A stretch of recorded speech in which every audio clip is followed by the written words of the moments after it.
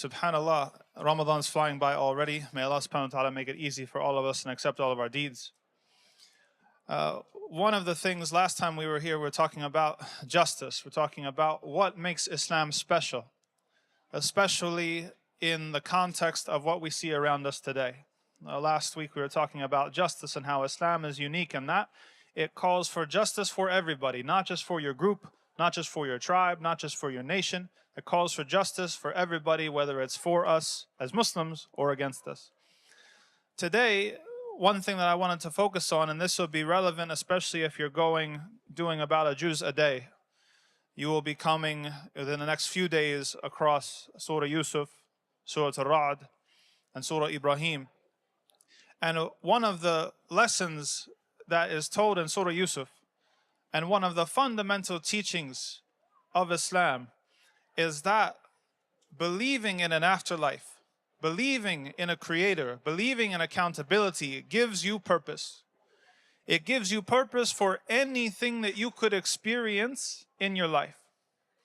Many of us, subhanAllah, the last 15, 16 months have been very, very draining for a lot of us. Whether it's Palestine and Gaza, may Allah give victory to our brothers and sisters in Palestine. Whether it's been Sudan, whether it's our brothers in East Turkestan. All over the world, we've got many wounds as a Muslim ummah. Right here at home, we have many wounds in the Muslim community and beyond. For a person who doesn't believe in a creator, or a person who is in doubt about life after death, suffering doesn't have a purpose. There's no reason why you should be suffering. There's no reason why you should have to experience this. And so people develop an expectation, and this is an expectation that is actually fed into in our society today, that you should never experience any harm whatsoever, that you should never experience any pain, that you should never really go through anything, and we call this entitlement. You feel entitled. And Allah subhanahu wa ta'ala tells us in the Qur'an, both explicitly and implicitly, in a variety of ways, that you have no right to expect this. You have no right to such entitlement, that to be part of this dunya is to suffer. Because suffering is a part of the human experience. Even to bring a child into this world, one of the greatest blessings, you can't separate that, ladies, you know what I'm talking about, from suffering. That suffering doesn't matter what kind of pill, what kind of injection, what kind of thing they're going to come up with in a lab, you're still going to have suffering. To come into this world, there's suffering. To leave this world is suffering. And along the way, as we know, there's a whole lot of suffering.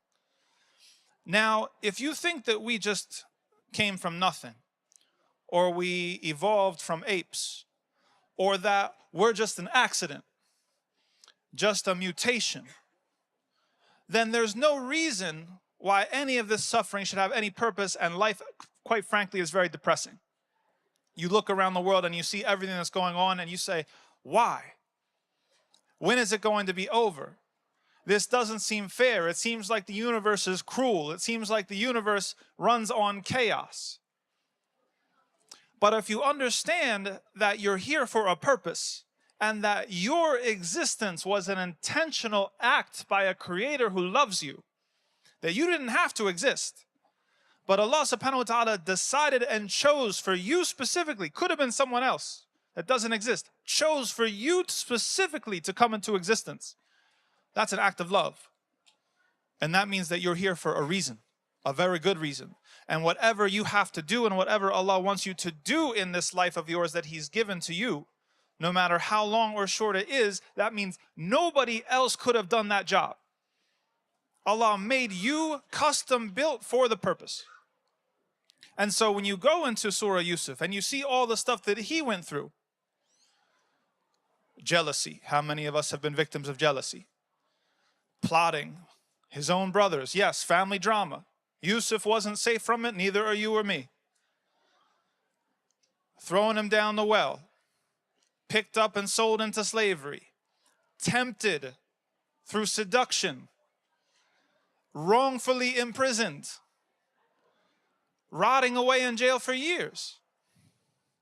And you know, one of the funniest things about that story that never ceases to amaze me is that when he interprets the dreams of the the gentleman to the left and his right, the one goes free and then forgets all about Yusuf. And it says literally in the Qur'an that he stayed in prison years after that. And it's only when the king has a dream, that's when then he remembers, oh yeah, there's this guy, he's still in jail. He can interpret your dreams. And the crazy thing that blows me away is that Yusuf doesn't even call him out on it. That when he comes back and he says, hey, Yusuf, we need you to interpret a dream. If it were me in that situation, I would have been like, Joker, where you been? I've been sitting here waiting for you to get me out. It's been years. But Yusuf doesn't say that. He doesn't do that. He just said, what's the dream? Give it to me. And then he interprets it. And then even then, you've been in jail. Think about it. You've been wrongfully imprisoned for years and years and years.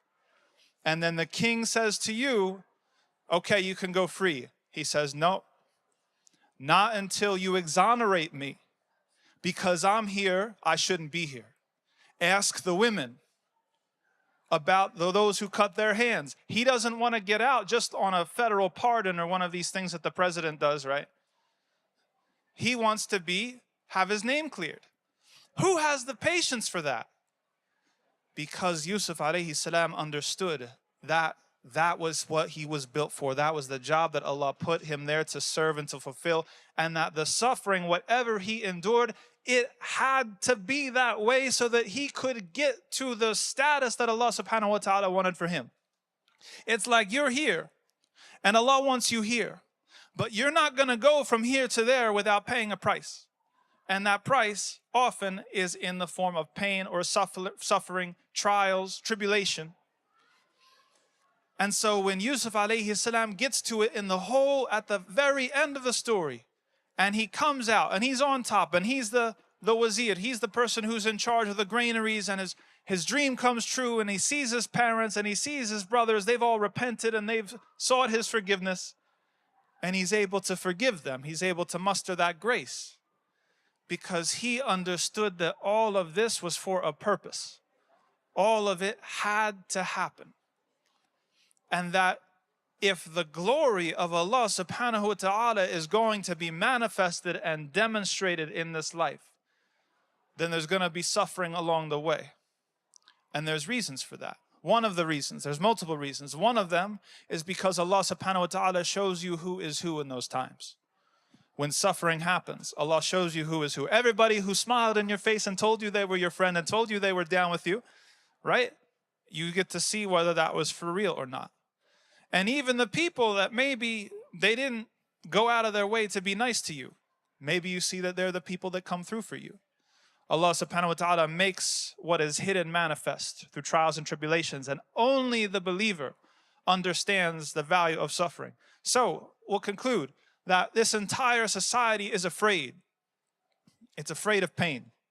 It's afraid of suffering. That's why we keep on trying to invent new ways to avoid it. I'm sure Elon Musk is trying to cook up a way so that you can never die. That you can live forever without pain, and that's called Jannah. We believe in that, but we don't believe that here in this life. We believe that after we die. That's called Jannah.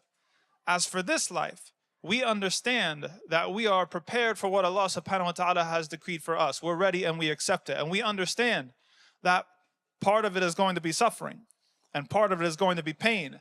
But we understand that just like bitter medicine, that the pain and the suffering that we have to go through is only going to make us stronger. It's only going to put in deposits for our afterlife and raise our status and our rank on the day of judgment. So we ask Allah subhanahu wa ta'ala to give us what we need to face those tests and to face those trials and to face those tribulations, and to be content with our portion of suffering that Allah subhanahu wa ta'ala has decreed for us, and to put it in our scales that we might transcend that and fulfill His purpose, that Allah subhanahu wa ta'ala uses us and does not replace us. Barakallahu feekum. Subhanaka Allahumma wa bihamdika ashhadu an la ilaha illa anta astaghfiruka wa atubu ilaik. Assalamu alaikum wa rahmatullah.